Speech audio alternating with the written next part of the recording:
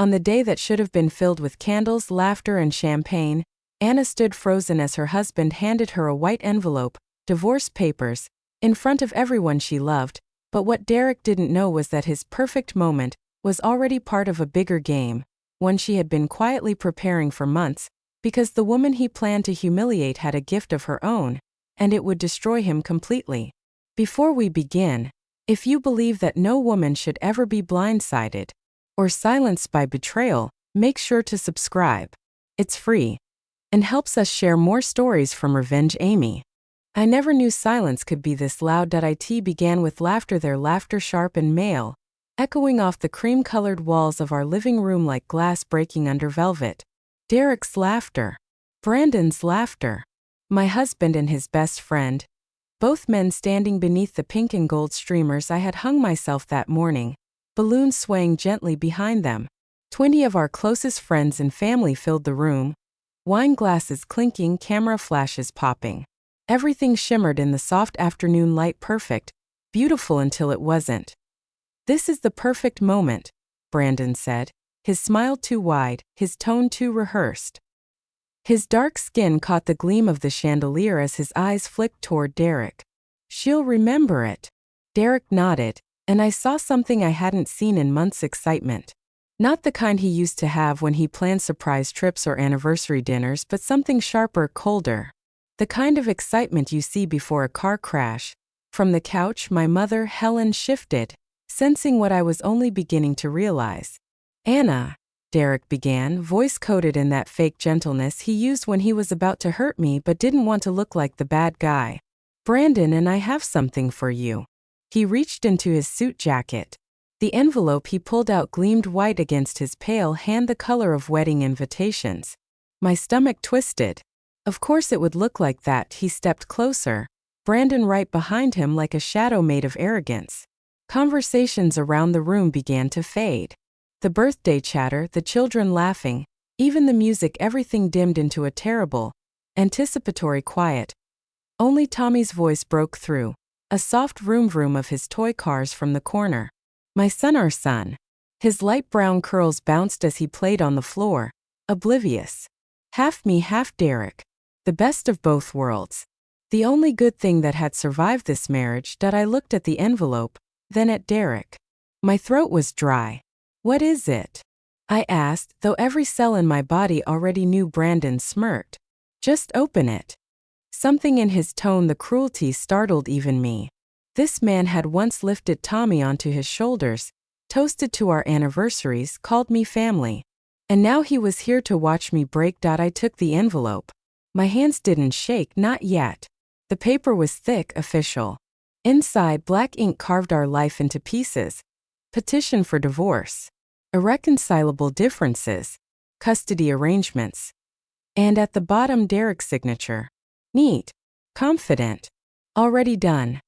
"Happy birthday, Anna," Derek said, exhaling like a man finally freed from some unbearable weight. "I think it's time we both moved on." For a moment, nobody breathed.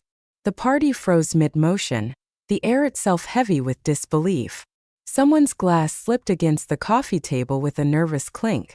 My mother rose halfway from the couch, pale as the frosting on my cake. I could feel everyone's eyes darting between us, between the birthday girl and the man dismantling her life. I should have cried. I should have screamed. But I didn't. I simply stared at the words "division of assets" and felt something unexpected: relief. The end had finally come. Wearing a ribbon. "You want me to sign these now?" I asked, almost curious. "At my birthday party? In front of everyone?" Brandon grinned. "We thought it would be easier this way. Clean break. No drama. You can start fresh." Start fresh. Like 8 years of marriage were just spilled milk. Like the house we'd painted together. The nights we soothed Tommy's fevers. The holidays spent with laughter and cheap champagne, all disposable. I glanced around. My coworkers, his colleagues from Morrison Construction. Our neighbors' faces blurred into one stunned crowd.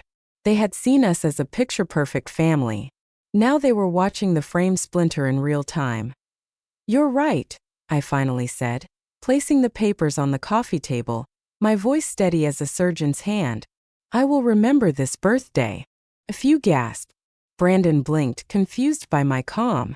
Derek looked wary now, uncertain of the script. I walked past them to the hallway closet, opened the door, and reached behind the winter coats where a small silver box waited wrapped in metallic paper, tied with a white satin ribbon. It wasn't part of their plan.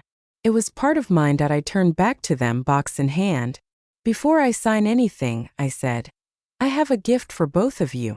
I smiled, the kind of smile that doesn't reach the eyes. Don't open it too late. Derek hesitated, taking the box like it might bite. Brandon's smirk faltered for the first time.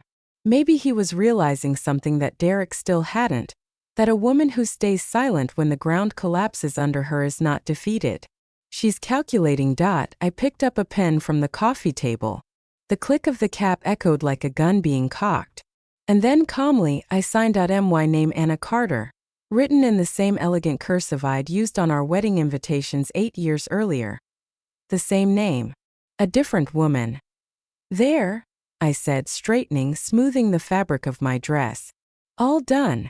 For a heartbeat, no one moved. The only sound was Tommy's tiny car rolling across the hardwood floor. Brandon's eyes darted between the papers and the box. Derek looked like a man standing in front of an open grave, not yet realizing it's his own. I slipped my purse over my shoulder, turned toward the door. And at the threshold, with everyone still frozen in disbelief, I looked back. My mother's eyes glistened, torn between sorrow and awe. Enjoy the rest of the party, I said softly. Then with a hint of a smile, and Derek, happy birthday to me. I stepped outside, the humid Texas air pressing against my skin. Behind me, laughter had vanished. The music had stopped. Inside that house, the house I had once called home, 2 men stood clutching a white envelope and a silver box, completely unaware that the gift they'd just received would end more than a marriage. It would end their game. Because while Derek and Brandon thought they were staging my humiliation, they had actually handed me the perfect stage for their downfall. As Shakespeare once wrote, the sweetest revenge is to live well. But that night, as I walked away from the house filled with confetti and betrayal, I thought of another line, one that felt far truer to me now. Hell hath no fury like a woman scorned. And this woman, she was just getting started. 6 months before the birthday that would change everything, I found the first crack. It was small, just a crumpled restaurant receipt hidden in the pocket of Derek's jeans as I folded his laundry. The paper was worn soft at the edges, the kind that's been thumbed nervously more than once. Children dinner for $2.87.00. The date printed on top? Tuesday night. The same Tuesday Derek had told me he was working late on the Morrison account. I stood there, surrounded by half-folded clothes, my fingers trembling slightly as I smoothed the receipt flat. Derek never took clients to fancy places. He'd once told me, "Wining and dining is for fools who need to prove their worth." Yet here it was, the evidence of something private, secret, intimate. My first instinct was to storm downstairs, hold the paper in front of his face, and demand the truth. But something, maybe pride, maybe intuition, told me to wait. To watch. In that moment, I remembered a quote from Agatha Christie. Instinct is a marvelous thing. It can neither be explained nor ignored. So, I didn't ignore it. Over the next week, I began to notice things I'd missed: the late nights, the quick showers right after overtime, the way he locked his phone even when it was sitting right next to me. Derek's once familiar presence had become a ghost moving through our home. He spoke less, smiled less, and when he did smile, it wasn't the smile that belonged to me anymore. But the strangest part wasn't Derek. It was Claire. Claire had been my best friend since college, my sister in everything but blood. We'd shared dorm rooms, wedding aisles, and inside jokes that could still make us laugh after a decade. She was the one who held my hand when I gave birth to Tommy, who called me at midnight just to talk about life. Then suddenly she vanished. Our weekly coffee dates became monthly, then none. Her texts turned vague, her voice distant. "Work's crazy lately," she'd say, or, "I met someone new but it's too early to talk about it." I believed her because that's what friends do. Until I started connecting timelines. The same week Derek grew distant, Claire did too. That was when my stomach began to twist with something colder than anger, knowing. The following Tuesday I told Derek I was going to book club. Instead, I parked across from his office, my hands gripping the steering wheel until my knuckles turned white. I felt ridiculous, a wife tailing her husband like some desperate character in a crime show. But at 6:30, when he was working late, I saw him walk out of the building. And she was right beside him. Claire. They didn't touch. They didn't need to. There's a language in the way two people walk when they share a secret, a rhythm you can't fake. That I followed them to Cha Loran, the same restaurant on the receipt, through the glass. I watched them sit close enough for their knees to almost touch, share a bottle of wine, and laugh her laugh, the one that used to fill my kitchen. It was like watching my life from the outside, familiar, but no longer mine. When Derek reached across the table and brushed her hand, something inside me broke so quietly I barely heard it. He used to do that with me. Once upon a time, that gesture had meant I see you. Now it meant you're gone. I sat in the car for 2 hours, the glow of the restaurant flickering across my windshield like a cruel movie I couldn't turn off. By the time I got home, Derek was already there, lounging on the couch, scrolling through his phone. He looked up just long enough to ask, "How was book club?" "Good," I said, setting my purse down. "We discussed betrayal in modern literature." He didn't even flinch. The irony was lost on him. Over the next few weeks, I became a detective in my own home. I checked our phone bills, hundreds of messages between Derek and Claire. Credit card statements showed charges at hotels, jewelry stores, and cafes I'd never been to. The story wrote itself in numbers and dates, each transaction another cut to the skin. But what destroyed me wasn't the affair, it was their language. Reading his texts, I realized they had been planning this for months. They called me the obstacle. They discussed handling the Anna situation. Claire, my best friend, used details from our friendship to help Derek figure out when to strike. My mother's health scare, Tommy's nightmares, even the week I was due for my promotion at work. She turned my confessions into ammunition. That I had once believed betrayal came from hate. Now I understood it often comes from love, twisted, redirected, poisoned. The final blow came one night at Tommy's 6th birthday party. Brandon had helped Derek set up the decorations. He hugged me, smiled, and said, "You're glowing, Anna." Derek's lucky. I didn't know it then, but Brandon, Derek's oldest friend, had been covering for them all along. His apartment had been their secret meeting place. His name on the hotel receipts, his voice on the phone when Derek needed an alibi. That night, after everyone left, I sat at the kitchen table staring at the flickering candles on Tommy's half-eaten cake. The laughter from earlier still echoed faintly through the house, like ghosts refusing to leave. And that's when something shifted. The shock melted into resolve, slow, deliberate, unstoppable. If they wanted to play games, I would play better. As Sun Tzu wrote in The Art of War, "When you are weak, appear strong. When you are strong, appear weak." So I smiled. I played the role of the unsuspecting wife. I tucked the receipt into my jewelry box and kissed Derek goodnight. He thought I was sleeping beside him. But really, I was counting every breath, marking the rhythm of the man who had no idea he'd already begun to lose everything. When trust dies, reason takes its place. The night I realized Derek had made me the fool in my own marriage, I didn't cry. I didn't even scream. I just sat at the kitchen table, staring at the faint reflection of my face in the window, and thought, what's my next move? The answer came to me with the same calm that follows a storm. Carlos Rivera had been my friend since college, the kind of man who had once argued every case in debate club as if the world depended on it. He'd gone on to become a respected divorce attorney in Houston, while I had built my quiet life around marketing campaigns and PTA meetings. We hadn't spoken in years, but that night I found his number in my old contacts list and called. He picked up on the second ring. "Anna Carter," he said, warmth instantly softening his professional tone. "Now there's a name I didn't expect to see on my caller ID. What's going on?"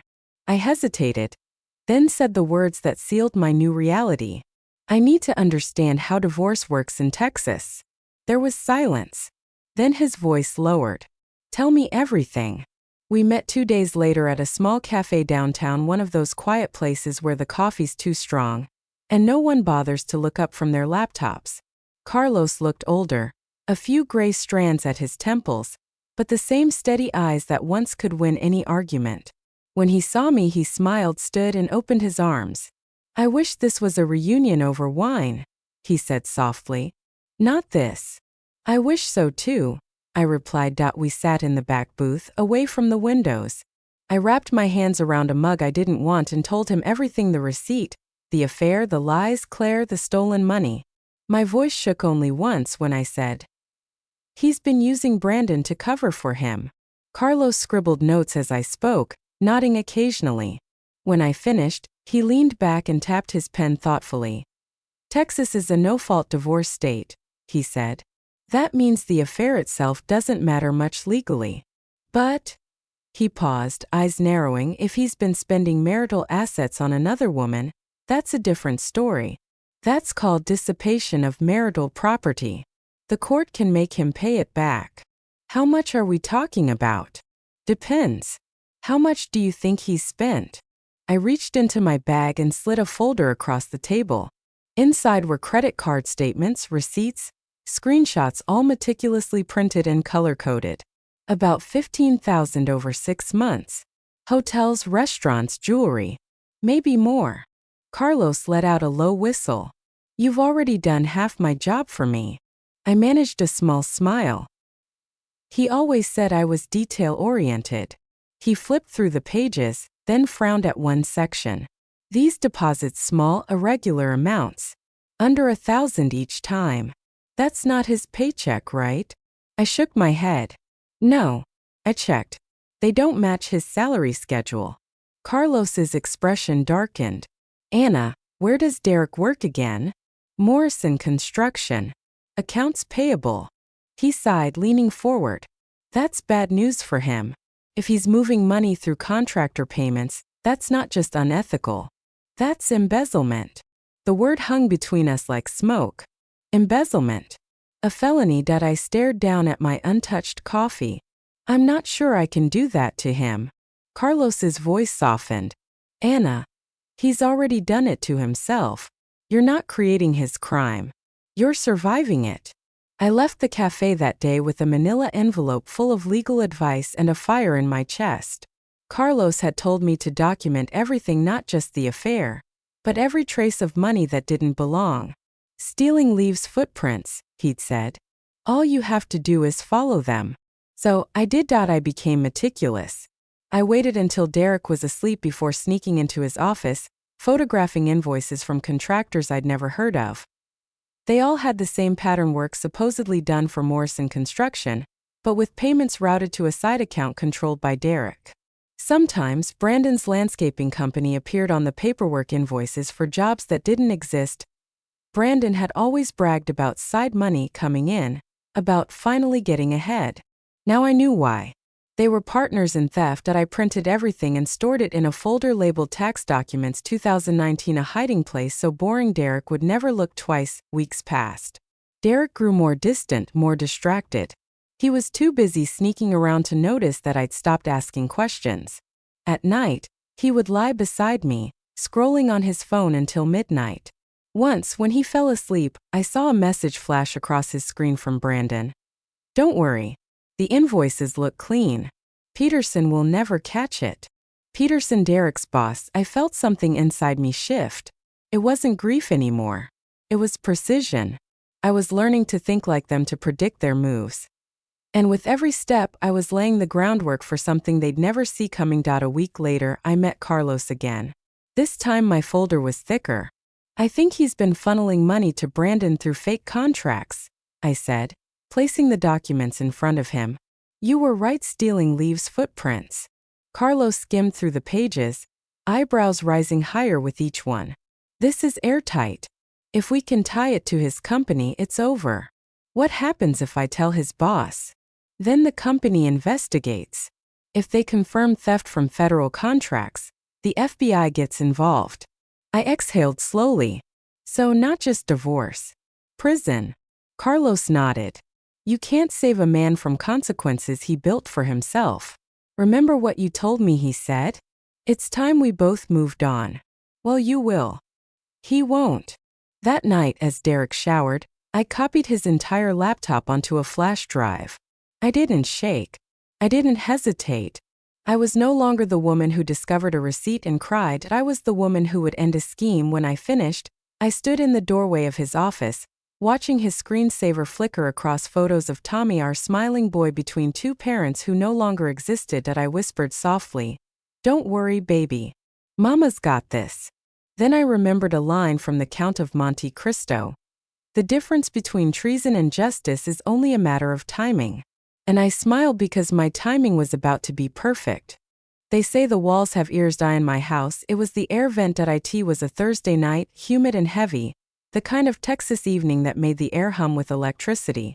Derek had just finished reading Tommy his dinosaur bedtime story, the same one he'd read every night for the last 3 years, and I was in the kitchen rinsing dishes, pretending my life wasn't collapsing around me one secret at a time. That's when his phone rang. It was on the counter, screen glowing. The name Brandon lit up in bold white letters. His best friend, his partner in theft, and though he didn't know it yet, the man who'd dig his grave beside him. "Hey man," Derek said, picking it up. "Yeah, she's in the kitchen. Hold on." He walked down the hall toward his home office, door clicking shut behind him. Our house was old, the kind that creaked when you breathed too hard, and its air vents ran through every room like veins. If you stood near the kitchen vent, you could hear every word whispered in the office. I had learned this months ago when Tommy used to play hide and seek and whisper into the grates. That night I remembered. And I listened. At first there was static. Then Brandon's voice, clear and smug. "So what's the timeline? When are you finally gonna tell her?" My pulse slowed, each beat deliberate. Derek sighed. "Soon. I just need to find the right moment." "The right moment?" Brandon laughed, a deep, mocking sound that made bile rise in my throat. "You've been saying that for weeks, man. Claire's getting impatient. She wants to know when you two can stop sneaking around." There it was. The name. Claire. My best friend. My ghost. "I know," Derek said. "It's just, Anna's birthday is next week. Maybe I should wait until after that." Brandon's laughter rolled through the vent like smoke. "Are you kidding me? Her birthday would be perfect. Think about it, she'll be surrounded by people so she can't make a huge scene. And it's memorable. She'll never forget the day you finally grew a pair and left her." For a second I couldn't breathe. My hand gripped the counter until my knuckles turned white. They weren't just planning to leave me. They were planning to humiliate me in front of my family, my friends, my child. "That seems kind of cruel," Derek said, but his tone lacked conviction. He wanted Brandon to absolve him, to make cruelty sound noble. "Cruel?" Brandon scoffed. "You've been miserable for years. Anna's been holding you back from the life you really want. And now you have Claire. She gets you. She supports your dreams. Unlike your wife." My heart twisted. Supports your dreams. The same phrase I had used years ago when he'd started his job. The same phrase that now belonged to her. "You're right," Derek said slowly. "Anna does question everything. Remember when I wanted to start that consulting business? She shot it down immediately." I remembered that conversation differently. He'd wanted to quit his stable job and risk our savings on a company without clients or investors. I hadn't said no, I'd said, "Not yet." But in their story, practicality became poison, reason became resentment. Brandon pressed harder. "Claire would never do that. She believes in you. And look, if you serve her the papers at her birthday party, she'll be too shocked and embarrassed to fight back. She'll probably just sign them right there. You can move on cleanly. No drama." The words "no drama" echoed through me like a curse. In that moment, I realized to them my silence was predictable. My humiliation was certain. I wasn't a person anymore. I was a performance. Derek's voice returned, uncertain. "You think so?" "I know so," Brandon said, confidence dripping from every syllable. "Women like Anna, they care too much about appearances. She won't want to make a scene. By the time she figures it out, you'll be long gone." There was a pause, then Derek's voice lowered. "What about the money situation? Have you moved everything we discussed?" My blood ran cold. "Most of it," Brandon replied. "I've got about 20,000 in the account we set up. That should be enough to get you and Claire started somewhere new. Maybe California like you talked about. $20,000. They'd stolen 15 that I knew of and another 5 I hadn't found yet. Good, Derek said. And you're sure it can't be traced? Derek, Brandon chuckled. I've been doing this over a year. The invoices look completely legit. My company did landscaping work for Morrison Construction, and you processed the payments. No one connects the dots. Still, Derek said, voice low, what if Anna gets suspicious? What if she starts looking at the finances? Brandon laughed again. Anna? Come on, man. She barely pays attention to money stuff now. You think she's suddenly going to turn into a forensic accountant? The air in my chest turned to fire. Every condescending word carved itself into my mind. Barely pays attention to money. They thought I was blind. They mistook gentleness for stupidity. They'd soon learn the difference. Okay, Derek said finally. Let's do it. Next Saturday at her birthday party. I'll have the papers ready. Perfect, Brandon replied. And remember, make it sound like you're doing her a favor. Like it's the mature thing to do. Women love that self-righteous crap. I heard Derek laugh, then my husband, laughing at the idea of destroying me publicly. That sound broke something in me I could never fix again. A chair creaked. He was standing up. I scrambled back from the vent, turned the water back on, and grabbed a plate to wash. My hands were shaking so violently I nearly dropped it. A minute later, Derek appeared in the doorway, his expression casual, unaware that I had just heard the entire blueprint of my betrayal. Tommy's asleep, he said. Who was on the phone? I asked, keeping my tone light. Brandon, he said smoothly. Just checking in about the weekend. What's happening this weekend? He hesitated only a second. Nothing special. Guy stuff. I nodded and smiled faintly, like a woman too tired to care. That's nice. He kissed my forehead, whispered, You're quiet tonight. I met his eyes, those same pale blue eyes I had once trusted with my life. Just thinking about my birthday, I said softly. I have a feeling it's going to be unforgettable. He chuckled, completely missing the meaning. I'm sure it will be. When he went upstairs, I stayed in the kitchen for a long time, listening to the hum of the refrigerator and the faint sound of Tommy snoring through the baby monitor outside. The streetlights glowed against the windowpane like distant fires. That I thought about what I had heard, their laughter, their plotting, their certainty that I would crumble, but instead of crying, I found myself smiling. It wasn't joy. It was clarity. They thought they were playing chess while I was still learning the rules. But as I wiped the counter and turned off the lights, I whispered to myself, checkmate doesn't come when you expect it. It comes when your opponent thinks they've already won. That night I didn't sleep. I lay awake, eyes open, tracing the cracks in the ceiling like battle lines.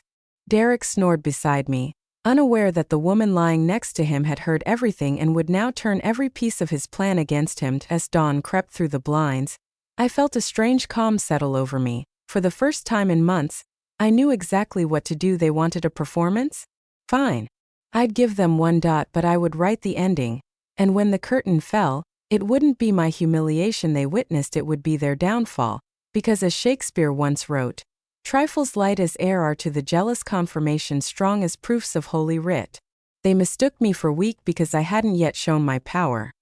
Now it was time they learned what silence sounds like right before the storm. The week before my birthday stretched like a rubber band pulled to its limit. One wrong move, and everything would snap. Every morning, I woke beside Derek, listening to the sound of his breathing, the rustle of his phone as he texted Claire good morning under the pretense of checking emails. Every night, I watched him fall asleep beside me, unaware that the woman lying next to him was quietly dismantling his entire world. I wasn't Anna, the wife, anymore.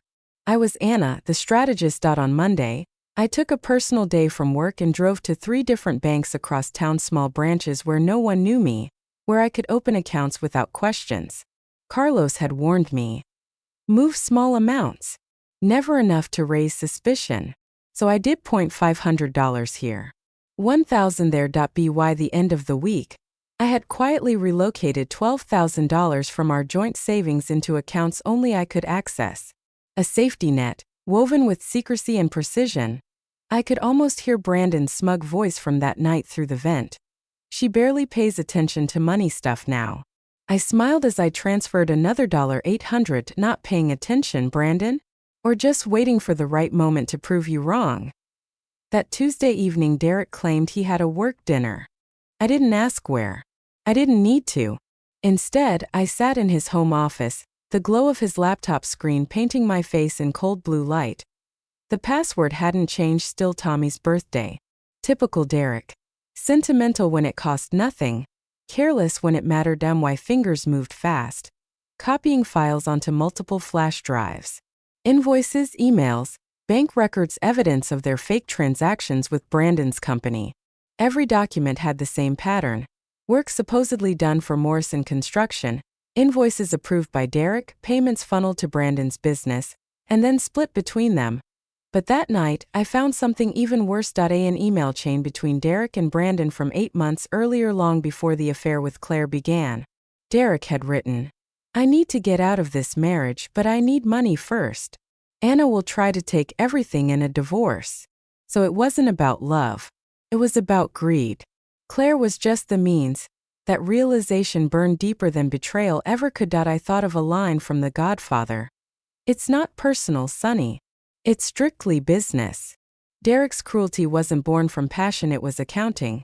And I intended to balance every line of that ledger. By Wednesday morning, I had another plan. If Carlos was right, and Derek was stealing from Morrison Construction, then I didn't need to expose him myself. I only needed to point the right person toward the right question. So, I dressed carefully, neutral blouse, modest skirt, the costume of a concerned wife. I drove to Derek's office building and walked past the receptionist with the kind of confidence that only truth can lend. "Good morning," I said pleasantly. "I'm Derek Carter's wife. Is Mr. Peterson in? I just need a quick moment. It's about Derek's upcoming birthday." She smiled, unsuspecting. "Of course. Let me check if he's available." Moments later, I was ushered into the office of Mr. Robert Peterson, Derek's boss, a silver-haired man in his 60s with kind eyes and the calm authority of someone who'd built his success the hard way. "Mrs. Carter, always nice to see you," he said warmly. "I hear you've got a big birthday coming up?" I smiled, clutching my purse. "Actually, Mr. Peterson, I'm here about something else. I think Derek might be in some kind of trouble." His expression changed immediately. "What kind of trouble?" I hesitated just enough to look believable. "I've noticed strange deposits in our account. Small amounts every few weeks. Derek says it's overtime, but it doesn't add up. I'm worried he might be involved in something he doesn't understand." He leaned forward. "Do you have examples?" I pulled out a handwritten list carefully curated by Carlos with dates and amounts. "These are just from the past 3 months. Mr. Peterson studied the paper, then turned to his computer. After a few minutes of typing, his face hardened. "Mrs. Carter, I need to ask you something. Have you seen any invoices or documents at home, maybe names of contractors or companies Derek mentioned?" "Yes," I said softly. "One of them was Brandon Miller. He runs a landscaping business. But, Mr. Peterson, Brandon's our friend. He's never done any work for Morrison Construction, has he?" Mr. Peterson's pen froze in midair. "Brandon Miller," he repeated. "And you say he's close to Derek? They've been best friends since high school." He sat back slowly, eyes narrowing with thought. "Mrs. Carter, I appreciate you coming to me. Please don't mention this conversation to your husband. Can you promise me that?" I nodded. "Of course. I love him, Mr. Peterson. If he's in trouble, I want to help." "I understand," he said quietly. "You already have." I left the office with my heart pounding, clutching the steering wheel as I sat in the parking lot. What I'd just done wasn't revenge, not yet. It was a spark. A fuse. By the time Derek handed me divorce papers, his own company would already be watching him. I exhaled, feeling something unfamiliar, not fear, not guilt, but clarity. For the first time, I could see the board. And every piece was moving exactly as I needed it to. Thursday and Friday blurred into one long act of performance. I baked cupcakes with Tommy, texted Claire polite emojis when she asked if we were still doing something big for the weekend, and kissed Derek goodnight as if I wasn't counting down the hours until his downfall. He seemed almost cheerful. "You sure you invited enough people?" he asked Friday night. "I want this to be a birthday you'll never forget." I smiled as I hung up my dress for the party, the same dress I'd wear when I destroyed him. "Don't worry," I said softly. "I'm sure it will be unforgettable." Later that night, I sat at my vanity and wrapped a small silver box, the same one I'd been saving since last Christmas. Inside, I placed a flash drive containing every document, every email, every proof of theft. On top, I slipped a note written in neat cursive. "Surprise!"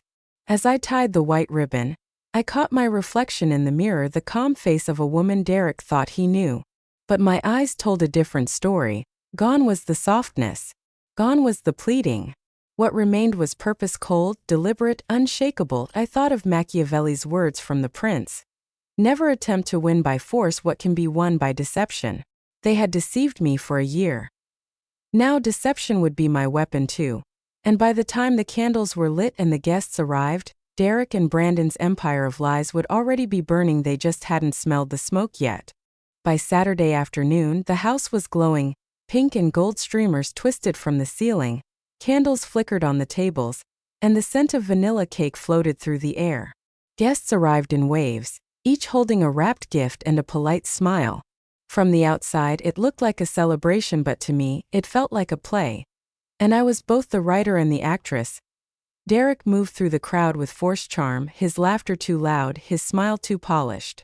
Every now and then, I caught him touching his jacket pocket, where I knew the divorce papers were waiting, the weapon he believed would end me. Brandon, standing near the kitchen doorway, looked like a man who couldn't wait for the show to begin. His confidence radiated the arrogance of someone who thought he'd already won. They had no idea that the curtain was about to rise, and it wouldn't be their performance the crowd would remember. By 2:30, the living room buzzed with conversation. My mother, Helen, was showing Tommy's soccer photos to my coworkers, while our neighbors debated which restaurant downtown had the best ribs. It was warm, familiar, deceptively peaceful. I floated among them, smiling, thanking everyone for coming. But beneath the calm, my pulse beat with electric focus. Every line had been rehearsed, every move deliberate. I thought of Sun Tzu's The Art of War.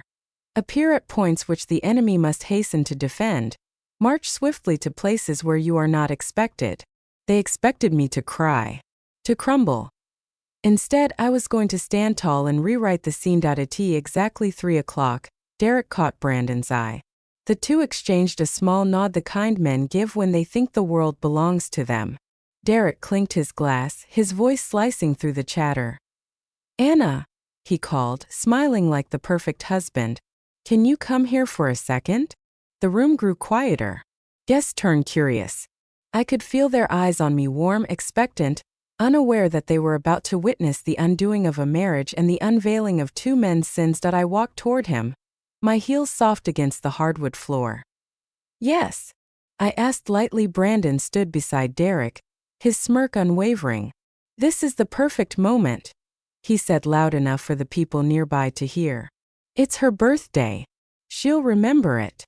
A few polite chuckles rippled through the crowd, though no one understood what he meant. My mother frowned. Tommy looked up from his toy cars.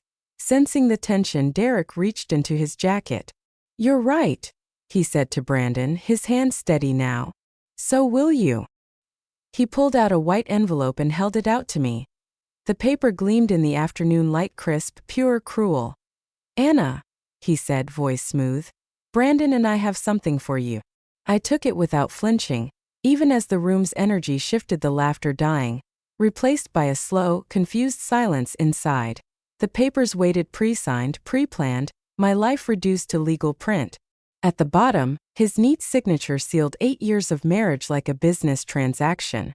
Irreconcilable differences. Division of assets. Custody arrangements. It was all there, cold and calculated. "Happy birthday, Anna," Derek said. "I think it's time we both moved on." Someone gasped. My mother's hand flew to her mouth. Brandon grinned, eyes gleaming with triumph. He wanted me to fall apart, to be small and humiliated. But instead, I looked at Derek, really looked at him, and saw a man so convinced of his own cleverness he didn't realize the ground beneath him was already gone. You want me to sign these now? I asked, calm as glass. At my birthday party? In front of everyone. Brandon stepped forward, eager. We thought it would be easier this way. Clean break. No drama. You can start fresh. Start fresh, I repeated softly, almost to myself. What a beautiful phrase for burning down a life. The silence stretched.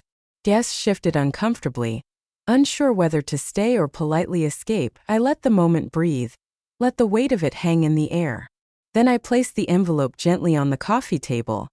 You're right, I said finally. I will remember this birthday. I walked past them to the hallway closet. Every step felt like a heartbeat. I reached inside and pulled out a small box, wrapped in silver paper tied with a white ribbon. The gift I'd prepared days ago. The one I'd called surprise. When I returned, the room had frozen in anticipation. Derek's confidence flickered. Brandon tilted his head, confused. Before I sign anything, I said, holding the box out, I have a gift for both of you. Derek hesitated. Anna, what is this? Something to make today truly unforgettable. I smiled, that calm, deliberate smile that always unsettled him. Don't open it too late. He took it with shaky hands, and for the first time I saw doubt in his eyes. Maybe he thought it was a gesture of forgiveness, or maybe he recognized that the woman standing before him wasn't the one he thought he could destroy without another word. I picked up the pen from the table. The click echoed like a gunshot in the silent room. Then, slowly and neatly, I signed my name at the bottom of the page. Anna Carter. There, I said, straightening, smoothing the fabric of my dress. All done. For a long moment no one moved. Derek stared at the papers. Brandon watched me, confusion creeping into his smirk. Around us, guests stood frozen between discomfort and disbelief. Tommy's small voice broke the silence, the soft vroom of his toy car sliding across the floor. I looked down at my son, then back at the two men. Well, I said, aren't you going to open your gift? Derek's fingers trembled on the silver ribbon. Brandon leaned in, curiosity etched into every line of his face, and as they began to unwrap it, the air in the room thickened, a tangible, electric suspense that prickled against my skin. I turned toward the window, watching the reflection of two men opening a box they believed was harmless. I didn't need to see their faces yet. I already knew what waited inside the flash drive, the note, the detonator to their perfect little conspiracy. The stage was set. The audience was ready, and the finale was about to begin. In that still moment, as time seemed to hold its breath, I thought of a line from Oscar Wilde. The truth is rarely pure and never simple. But today, it would be both pure enough to expose them, simple enough to destroy them. As the box lid lifted and realization began to dawn in Derek's eyes, I knew one thing for certain: they had chosen the wrong woman to humiliate. Because this wasn't my downfall. It was my debut. For a heartbeat, time stopped. All eyes were on Derek as his trembling fingers tugged at the white ribbon. The silver paper tore slowly, each rip cutting through the silence like thunder on a clear day.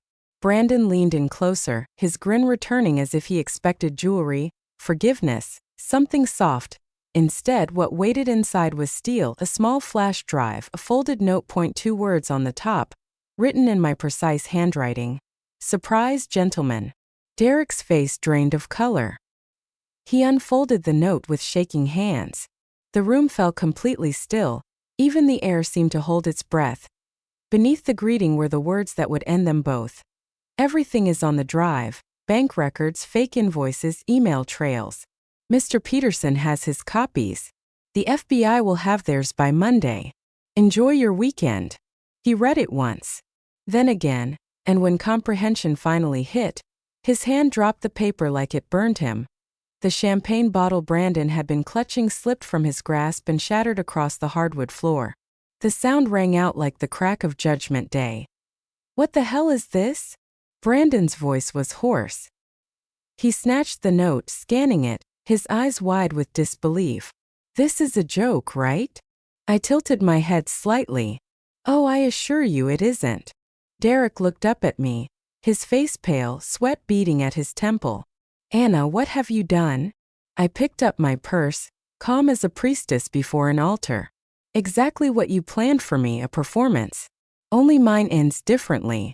Whispers rippled through the room. Derek's colleagues, men from Morrison Construction, were exchanging horrified looks. My mother's hand was over her mouth, tears streaming, but not from sorrow this time. It was pride, the fierce, quiet pride only mothers understand when their daughters refuse to kneel. Anna, Derek began, voice trembling. You don't understand. Oh, I understand perfectly. I cut in, my voice steady cold. You and Brandon have been stealing from your company for over a year. Fake landscaping invoices, bogus transfers, all while using that money to fund your affair with Claire. I simply made sure the right people saw the truth. Brandon stumbled backward, his face gray. That's not, you can't prove. Actually, I said, lifting my chin, you already did. Every document came from Derek's own computer. Every email from your own account. You documented your own crimes. I just gave them an audience. Gasps rippled through the guests. Derek's boss, Mr. Peterson, wasn't there, but two of his colleagues were. One of them whispered, federal contracts. That's federal fraud. Exactly. That I took a slow step forward, my heels clicking softly against the floor. You wanted to humiliate me in front of everyone I love, to turn my birthday into a funeral for my dignity. But here's the thing about graves. I paused, letting the silence stretch. Sometimes the person you bury learns how to dig. Brandon swore under his breath and started fumbling with his phone. I need to call my lawyer. This is entrapment or something. It's not entrapment, I said evenly. It's documentation. The FBI will verify that the files were sent from your own work computers. Mr. Peterson confirmed the discrepancies yesterday, so by all means call your lawyer. Just make sure he takes federal cases. Derek sank into the nearest chair, head in his hands. The divorce papers lay scattered at his feet. Meaningless now, pieces of paper dwarfed by the evidence that would destroy him. Anna, he said quietly, his voice cracking. Please. We can fix this. The money, I can pay it back. You don't have to ruin my life. I smiled faintly. Derek, you spent a year ruining mine. And then you chose my birthday to make it public. You wanted a spectacle. Well, congratulations. You got one. His eyes glistened. I made a mistake. I laughed softly, the sound sharp as glass. No, Derek. A mistake is forgetting an anniversary. A mistake is a missed call. You spent months lying, stealing, conspiring. That's not a mistake. That's character. Across the room, Tommy had begun to cry, frightened by the shouting. My mother swept him into her arms, whispering softly, carrying him toward the kitchen. I watched her go, then turned back to Derek, my tone quiet but unyielding. As for custody, don't worry. You'll still see him. Courts usually allow visitation, even for convicted felons. His head snapped up, horror dawning. Felons. Federal embezzlement, I said softly. Over $23,000, as of the last transfer I traced. You should have been more careful hiding that account, Derek. You always underestimated how well I learn when I'm motivated. The crowd was whispering now. Fragments of disbelief, pity, admiration. Someone muttered, she outplayed him. Another said, I'd kill for that kind of composure. I ignored them. This wasn't for applause. It was closure. Brandon's hand shook as he tried to dial again, but his fingers kept slipping. This isn't over, he stammered. We'll prove you set us up. With what evidence? I asked quietly. Every file is time-stamped. Every login traceable. Every dollar accounted for. You didn't just commit a crime, Brandon. You left breadcrumbs straight to your door. His mouth opened, then closed. The realization settled in, slow, suffocating. Derek finally stood, eyes darting toward the door, searching for escape. I need to go, he said, voice hollow. I need to call someone. Good idea, I said, my smile polite. You're going to need a very good lawyer. As they stumbled toward the exit, stepping over the shards of the broken champagne bottle, the house seemed to exhale, a single collective breath after the storm. At the doorway, Derek turned back one last time. Anna, happy birthday to me, I said, cutting him off. He froze, then left without another word. The door shut behind them with a final satisfying click. For a long time no one moved. Then slowly my guests began to gather the shattered glass, whispering soft reassurances. My coworkers patted my shoulder. My neighbors offered quiet support. My mother returned with Tommy, who buried his face against me. I knelt, kissing the top of his curls. "It's okay, sweetheart," I whispered. "Mommy just finished a story." Later that night, after everyone had gone, I sat in the quiet ruins of the party. The candles had burned low, the half-eaten cake sat abandoned on the counter, and the streamers hung limp like wilted flowers, and yet, I felt lighter. Not victorious. Not even happy. Just free. Carlos had been right from the start. When this ends, Anna, you'll be standing on solid ground, and they'll be begging for footing. I thought of Derek's face as he read the note, the way arrogance turned to fear, how power shifted without a scream. That was the beauty of poetic justice. It didn't need noise. It only needed timing. That I walked to the window, the night air cool against my skin. The city lights shimmered in the distance, indifferent and endless. Behind me, Tommy stirred in his sleep. I looked at him, half me, half the man who had tried to break me, and felt nothing but resolve. As I turned off the lights, I whispered into the darkness, "The truth will set you free. But first, it will make you bleed." Tonight, it had done both. And as the last candle flickered out, I smiled, not out of joy but understanding. Derek and Brandon thought they were playing chess. But I had been writing the rules, and this was checkmate. What part of this story touched your heart the most? Tell RevengeAmy in the comments below. Don't forget to subscribe for more heartfelt life stories.